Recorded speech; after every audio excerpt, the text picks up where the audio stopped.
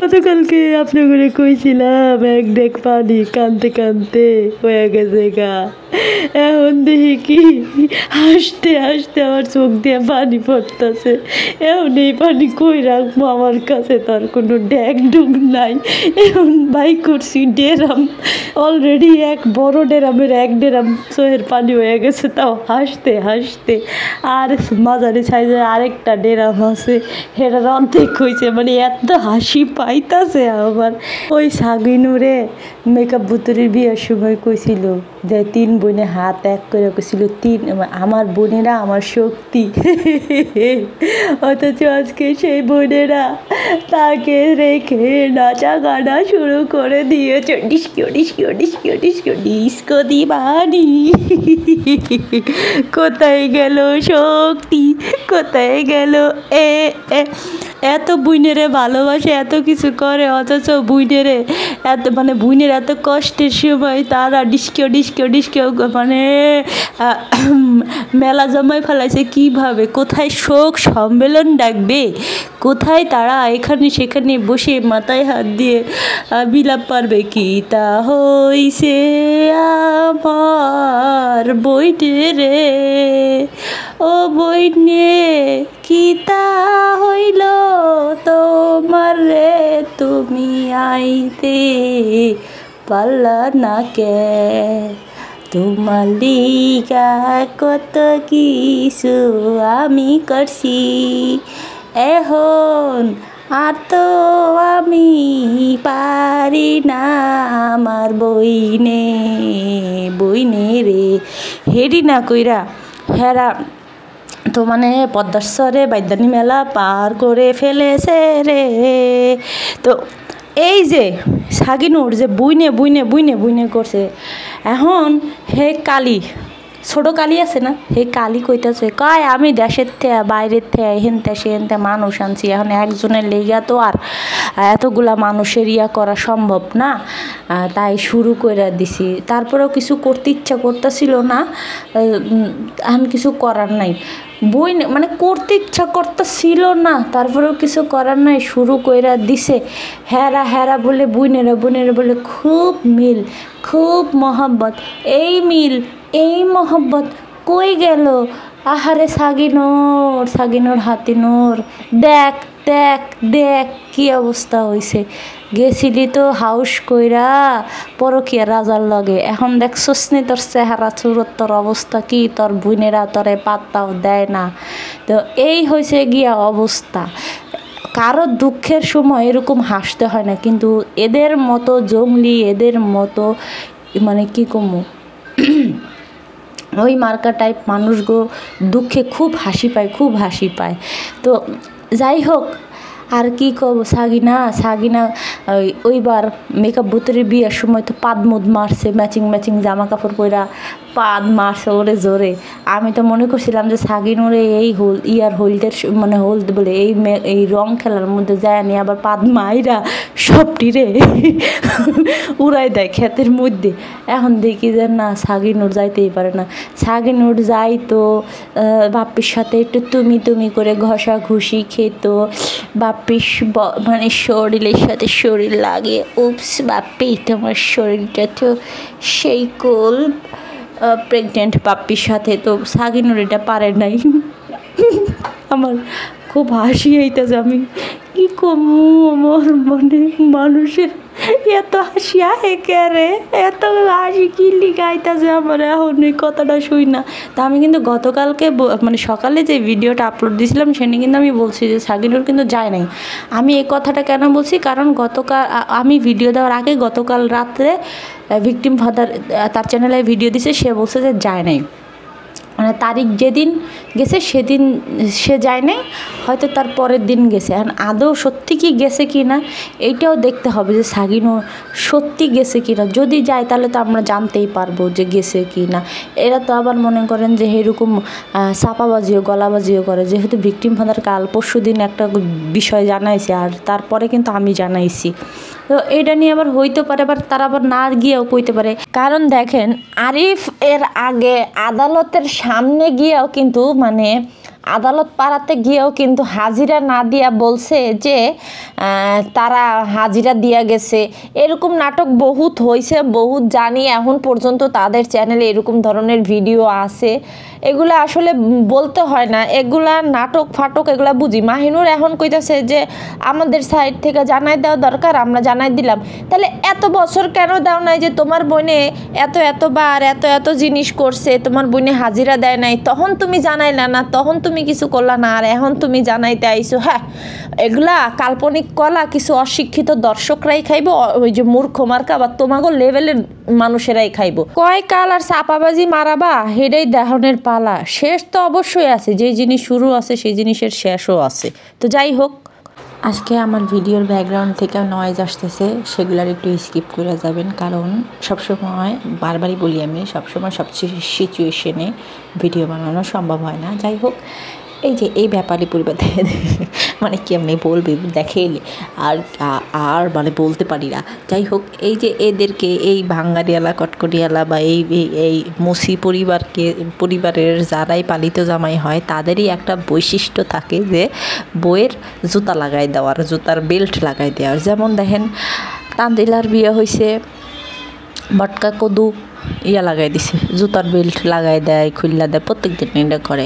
শারমিনের জামাই সেই দিনও শারমিন একেবারে দরজা দেওয়া ঢুকছে, সত্যি কথা দরজা দেওয়া ঢুকছে, দেখলাম সে দাঁড়ায় মানে 1 2 3 অজ্ঞান হয়ে গেছে। তো তারপরে আবার জুতা লাগাই দিছে, খুল্লা দিছে। তারপরে আবার যখন শারমিন বাপের বাড়িতে আইছে, তখন রাজমিস্ত্রি ঘরের দুয়ারের সামনে থেকে দরজা জুতা খুল্লা দিতেছে, বোট ঘরে যাইতেছে। ওয়াও দা ওয়াও। তো আবার বাবু কামলা তো মনে করেন ঢাকা শহরে একটা বাসার মানে পার্মানেন্ট কামের সেরা চাকর, তো এই চাকর ঘরের মধ্যে করে, ঠিক আছে। আর এখন পদ্মার চরে গিয়া উড়ান ভর্তি মানুষ, সেই সমস্ত মানুষের সামনে মেকআপ বুতুরির জুতা লাগাই দিতেছে। মেকআপ বুতুরির জুতা জুতা লাগানোর কথা কইতেছে, তাও তিশা। যখন বাবু এই বেল্টগুলো লাগাই দিতেছে, তখন তিশা কইতেছে যে ভাইয়া ওয়াকাত পে আগাই, ভাইয়া ওয়াকাত পে আগাই, মানে ভাইয়া দেখেন ভাইয়ার জায়গায় আয়া পড়ছে। কীরকম ধরনের ছোট করা দেখছেন। তো এর পরেও এই স্যারার আক্কে লইব না, মেকআপ বুতুরি কী বানছে প্যাডের মধ্যে। আমি ওই যে সিজারের যে বেল্টগুলা থাকে, সেই বেল্টগুলা পড়ছে, কেমন দেখা যায়, থু থু থু থু থু থু থু লাগে তো বাদ্যানি। আর প্রত্যেকজন একজন আরেকজনের থেকে কোনো অংশে বাদ্যানি সাজে কিন্তু কম না, মানে দেখতে কেমন অদ্ভুত একটা শ্বাস। মেকআপ বুতুরি কয় আমার বোনে কুইন, অবশ্যই কুইন, তোর বোন তোদের কুইন, তোর বোন আর কোথাও কারো কুইন না, না ও ফাতেহার কুইন, না এর কুইন। ফাতেহা তো আর তোর 2 চোখের মধ্যেও দেখতে পারে না, কুইন ভাববো দূর কথা। কুইন হইতেছে গিয়ে তোর আর তোর বোনের, কারণ সেখান থেকেই তো বুদ্ধিমত্তা, মানে বুদ্ধি যত চিকনা বুদ্ধি শয়তানি বুদ্ধি আছে তোর বোনের কাছ থেকে যে তোরা নেস। তাহলে কুইন তো হইতেছে যে শয়তানের কুইন তো হইতেছে গিয়া তিশা, তো তিশা হইতেছে তবু কাছে খুবই আশ্চর্যজনক হইলেও সত্যি কথা। হ্যাঁ গো, এত জমকালো বিয়ার আয়োজনে দেখলাম না যে কেউ একটু আইতে আশেপাশের থেকে মানুষজন যে একটু উকি মাইরা দেখে আসি। থাকে না গ্রামের বাড়িতে বিয়ে শাদীর অনুষ্ঠান হইতেছে বা কিছু, এই আত্মীয় স্বজন না হোক অন্যান্য মানুষরাও আয়সা কিন্তু একটু উকি দেয় বা বলে যে যেহেতু একটু কাজ বাজ তো একটু হাতে করে দিয়ে যায়। এটা কিন্তু গ্রামের মানুষের মধ্যে আছে। তো এদের দেখলাম না যে আশেপাশে থেকে কোনো মানুষ আয়সা একটু উকি দিয়ে কইতেছে যে দেখি এগো বিয়েটা কেমন হইতেছে, কি সাজাইছে না সাজাইছে। এটা কিন্তু নিজের মতো নিজেরা বুতুরি কি একটা জামা কাপড় পরছে, কি প্যাডের মধ্যে হ্যাঁ কি বাঁধছে, তো আমি আপনার করে কইলামই কি একটা সাদা মানে কেমন জানি বিছার মতো না কি এর মধ্যে। ওই যে কয় না যে রশিয়া বন্ধুরে তুমি কেন কমরের বিছা হইলা না, এরম হেটা বাঁধছে, ভালো কথা। একবারে লাগে কেরম পটকা মাছের মতো। হ্যার পরে কি মনে হয় একখান কি পায়জামা পরছে নাকি, খালি টানে মনে হয় যে টাইট পায়জামাগুলো আছে না, একদম মানে স্কিনের সাথে যে লাইগা থাকে যেই ইগুলা প্যান্টগুলা, যাই হোক ওইগুলা যে মানে সে পরছে। তো হাতির গায়ে কোনো দিন কোনো কাপড় চোপড় ভালো লাগে বা ভালো মানাইছে দেখছেন? তো এই হাতি কি জানি একটা পড়ছে, খালি দেখতেছি কি খালি টানতেছে, টাইনা উপরের দিকে নিতেছে, যাতে করে যে হ্যাঁ যে ওই জামাটা বানাইছে সেই জামার নিচে দিয়া না দেখা যায় যে হ্যাঁ নিচে পায়জামা পরছে বা পায়জামার কোনো কিছু দেখা, মানে ছিটা ফোটা যাতে দেখা না যায়। আচ্ছা, পায়জামাটা পরা মানে যদি দেখা যায় বাইরের থেকে, যদি দেখা যায় যে পায়জামা পরছে, যে হাঁটলে তো দেখাই যাবে যে পায়জামা পরছে। তো এটা দেখাই মানে দেখলে সমস্যাটা কোথায়? কি মহাভারতটা অশুদ্ধ হয়ে যাবে যে পায়জামা পরছে, এটা দেখলে তার প্যাস্টিস পাংচার হয়ে যাবে। উল্লে তারা কি কি বুঝাইতে চায়? এই যে সে যে এই রং খেলে কালিয়া ভটভটি যে সাজতে চাইতেছে, কই কালিয়া মানে আলিয়া ভাটের তো দেখি নাই যে এরকম রং খেলা হয়েছে। তারপরে আবার যেদিন আলিয়া ভাটের মেহেন্দি গেছে সেদিন তো আলিয়া ভাট লাল কালার ড্রেস পরছিল, একটা লেহেঙ্গা পরছিল, মেবি মনে হয় সব্যসাচীর সব্যসাচীর ডিজাইনের করা, ওনার থেকে মেক করা যে একটা লাল কালার রেড কালারের লেহেঙ্গা, তাও আবার এই লেহেঙ্গা পড়ছিল, মেহেন্দিটা পড়ছিল মনে হয় রণবীরের বাসায় বইয়া। তখন কাল্লু বাবুর তো ঘরই নাই, কাল্লু বাবুর তো যে মানে রণবীরের তো তাও যাই হোক অ্যাপার্টমেন্ট আছে, সেখানে গিয়া আলিয়ার থাইকা মেকা দিছে, মেহেন্দি দিছে, হেডা পরার কথা। কিন্তু তুই যে হ্যারে মানে আলিয়া ভাটরে কপি করবি, তা কপি করতে গেলে তো যেহেতু আলিয়া ভাট, তা সেই হিসাবে তো রণবীর কাপুর তো আয়া পড়ে, তাই না? তো রণবীর কাপুর তো হইতেছে গিয়া তো কাল্লু ভটভটি, মানে তোর মনের রাজা। তো সেইখানে রণবীর কাপুরের তো আছে, অ্যাপার্টমেন্ট আছে, মানে সেইখানে অনুষ্ঠান হয়েছে। তা তো বাবুর তো হেইডাও নাই, কোন হানে করবি? হেডার জন্য একটা আলাদা ঘর তুইলা এরপরে এই মেহেন্দি অনুষ্ঠান করিস। আর যখন আলিয়া ভাটের যখন মেহেন্দি অনুষ্ঠান করছে, তখন তো আলিয়া ভাট একদম সিঙ্গেল ছিল, মানে একদম একা ছিল, একটা রুমে ছিল, আর সেইখানে যে মেহেন্দি দিতেছিল সে ছিল। আর তারপরে রণবীর গিয়া দেখলাম যে মানে হাকটাক করলো, এটা সেটা করলো, যাই হোক। তো আত্মগধি বাদ্যানি পাড়ার সব এইটা আবার কেমন? যেহেতু রিক্রিয়েট করবি, রিক্রিয়েট সে ভালো করেই কর, খারাপ কি? তো মানে হের থেকে এক ধাপ আগায় পড়ে যাচ্ছে। আর এখন মনে হয়েছে যে সবাইরে একসাথে করাটা তো তোর কাছে খুব মানে ওদের কাছে খুব ইম্পর্টেন্ট। তাহলে এত বছর কেন একসাথে করে নাই?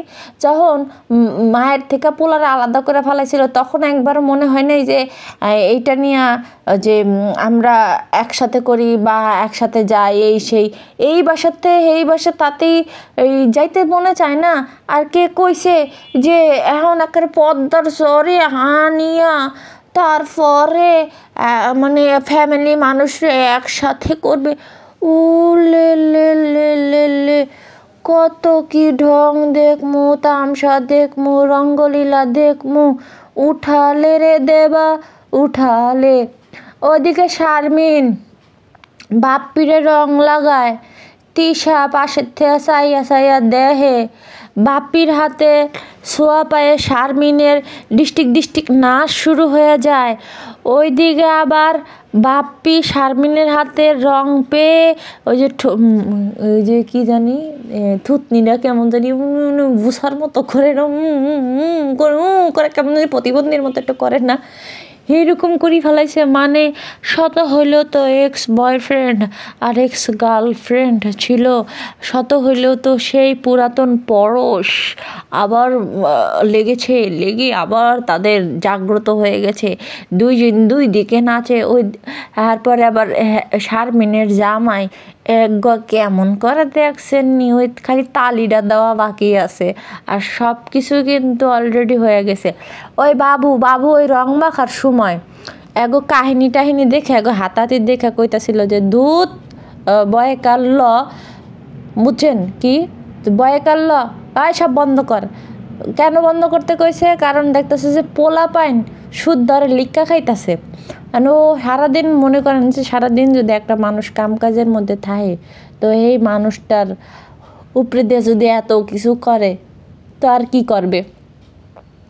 শারমিনে কয় আমার ভাইটার অনেক এনার্জি। হ সত্যি কথা, ওর ভাইটার অনেক এনার্জি। এইদিকে আবার বদা বদায় মনে করেন একলা একলা খাইতে বহে, হ্যাঁ মুরগি রান্দা পাইয়া হ্যাঁ একলা একলা খাইতে বহে, হ্যাঁ কাউরে নিয়ে খায় না, মানে কাউরে নিয়ে খাইলে তো ভাগ দিতে হইব, জীবনে তো ভালো মন্দ কিছু খায় নাই। এখন বাবুর মার সাথে সকালবেলা এইটা নিয়ে আলাপচারিতা বইতেছে, কয় এইবার যদি খাওয়ায় তাহলে একদম মানে মানে মনে থাকতে হবে, মনে মানে আপ্যায়নের মতো আপ্যায়ন করতে হবে। ওরে বদা তুই কত তোর তোর যে পালিত মাইয়াডারে বিয়া দিছস, তুই তোর মাইয়াডারে তুই মানে তোর মাইয়ার বিয়ের সময় তুই কয়জন তৃপ্তি সহকারে খাওয়াইছিলি? এই যে তোর পালিত মাইয়ার যখন হলুদের অনুষ্ঠান হয়েছে কেউ খাওন পাইছিল ঠিক মতো? এই যে আদরি যে না খায়া খায়া ছাদের উপরে গিয়া ভিডিও বানাইছিল, ওটি কি আমরা দেখি নাই রে বদা? তুই যে এত চাডামগিরি করস যে কোয়ালিটি ফুল হইতে হবে, তোর বাসায় কি কোয়ালিটি ফুল খাবার তুই খাওয়াইছিলি তোর পালিত মাইয়ার বিয়ার সময়? এরপরে আচ্ছা পালিত মাইয়ার কথা বাদ দিলাম, পালিত মাইয়ার বেলায় তুই খাওয়াস নাই, তুই বাপনা তুই খাওয়াস নাই, তোর যে পয়দা করা যে একটা মেয়ে আছে ওই ছোট মেয়েটা, ওই ছোট মেয়েটার জন্মদিনের সময় 2 কেজি চাইলের বিরিয়ানি রাঁধছিলি, তোর বউ রান্দা মানুষের রাঁধছে, বিরিয়ানি রাঁধছে, রান্না করছে, তারপর আবার পালিত মাইয়া শ্বশুরবাড়ির থেকে লোকজন গেছে। তিশা কয় আমি তো মনে করছি যে কেক খাইব, মানে শুধু কেক খাইব, আমি তো জানতাম না যে তারা খাওয়া দাওয়া করে যাবে। আচ্ছা এইটা কোনো কথা?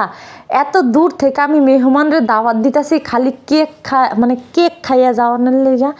আর মানে জিনিসটি একটু কেমন হয়ে যায় না, এই সমস্ত ওই পুরাতন কথা আর কইতে মনে চায় না। এই খাওয়া দাওয়া নিয়েই কিন্তু বাপ্পির কানের নিচে তিশা থাপ্পড় মারতে চাইছিল। যখন আমি এই বিষয়টা নিয়ে আপনাদের সামনে তুইলা ধরছিলাম, তিশা তারপরের দিনই কিন্তু সবুজ কালার জামাটা পইরা আইসা এই যে মানে বিফ্রিং দিল যে হ্যার নামের ভোগ বলে আমরা চড়াই। অন্তত পক্ষে তার নামের ভোগ আমি চড়াই না, চড়াই গিয়া তাদের যে তার ননদের যে শুভাকাঙ্ক্ষী ছিল অথেন্টিক একটা বাটপার, সেই বাটপার হচ্ছে গিয়ে তাদের মানে এইটা সেটাই হ্যান ত্যান হাবিজাবি বক্কর চক্কর যেটা না হয়েছে বা যেটা কোনো ভ্যালুই নেই সেই সমস্ত কথা বলে। তো ওই সমস্ত কথা আমি বলি না।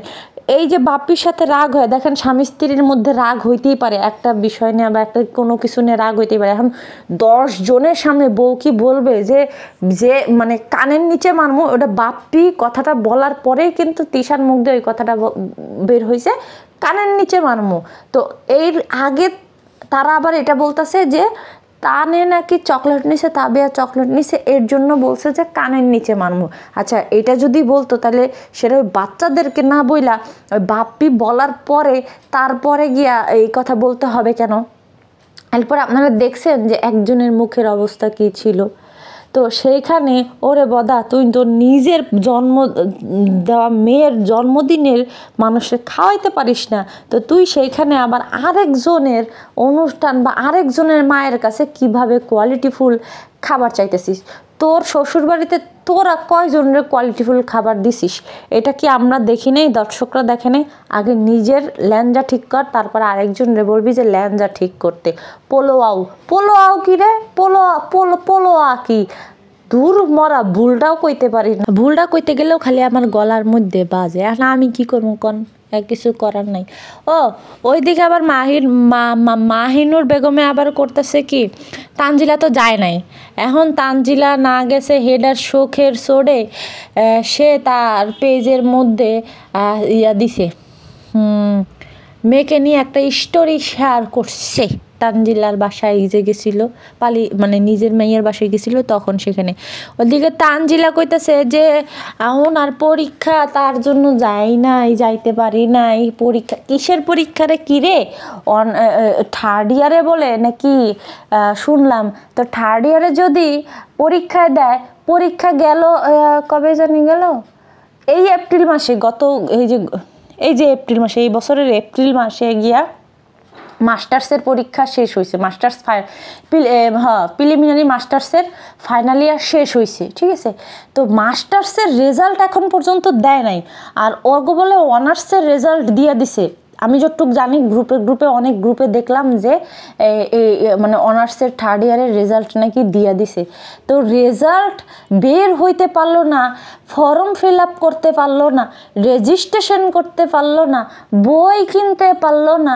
হে বেড়া আবার 4th ইয়ারের কি কয় 4th ইয়ারের পরীক্ষা কিভাবে দিতে যায়? এটা আবার কোন পরীক্ষা, কিসের পরীক্ষা?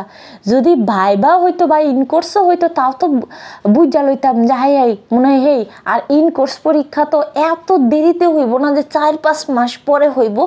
কোথায় গিয়া পরীক্ষা শেষ হওয়ার মনে হয় 1 মাস কি 1.5 মাসের পরে একটা মৌখিক পরীক্ষা নেয় বা যেটাই হোক করে। তো সেইখানে আবার কি পরীক্ষা দিতে গেছে দেখলাম না। তানজিলা আবার কইতেছে যে সে রেগুলার তো না, সে শুধু যায় পরীক্ষা দেয়, মানে প্রাইভেটের কথা বলতে চাইছে।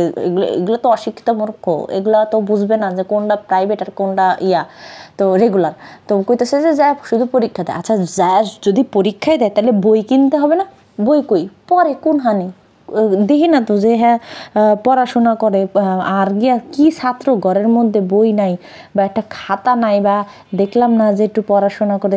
আর দেখেন আমার এই ভিডিওটা বের হওয়ার পরে বা আমি যখন এই ভিডিওটা পাবলিশ করব, আজকেই তো পাবলিশ করব, তো এই ভিডিওটা যখন ওদের চোখের সামনে যাবে তখন দেখবে, মানে তখন আপনারা দেখে নিন যে এই জিনিসটা নিয়ে তারা খাতা কিনবে বা তানজিলার খাতা নিয়েই পড়াশোনা শুরু করবে, বই করবে, বই কিনার নাটক করবে, এটা করবে সেটা করবে।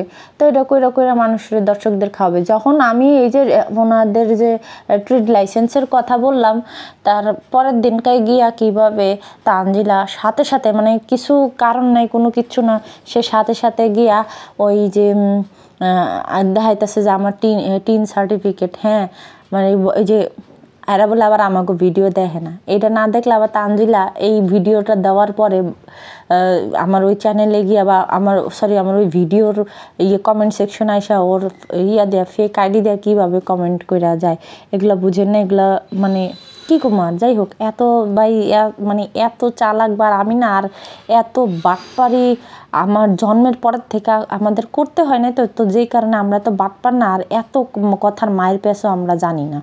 কারণ আমরা তো 64 জেলা ভাইজা খাই নাই, বুঝেন না? যেই সমস্ত মানুষদের, যে সমস্ত সন্তানেরা, যে সমস্ত সন্তানদের বাপের পরিচয় নাই, এক কথাতে পিতৃ পরিচয়হীন, তো এদের জীবনে এরা কি করবে? মানে লড়াই করেই তো বাঁচতে হবে, ধাপ্পাবাজি তো করতে হবে, ধাপ্পাবাজি কইরা তো এদের জীবন পার হয়েছে। তো এরাই কিন্তু জানে যে কিভাবে কোন কথা বলতে হয়, কোন জায়গায় কোন সিচুয়েশন, কিন্তু এরা মানে একটুতেই বোঝা যায়। তো আমাদের মতো বা আপনাদের মতো যারা আছেন তারা এখন পর্যন্ত আপনারা সেই জিনিসটা বুঝবেন না এরা যতটা বুঝে। কারণ এই যে ওরকম লাথি উষ্টা খায়া বড় হয়েছে। বা আমার মানে এই যে ভিডিওটা যে চলতেছে, এই ভিডিওর মধ্যে কোনো একটা জায়গায় একটা বাচ্চারে দেখাইছিলাম আমি।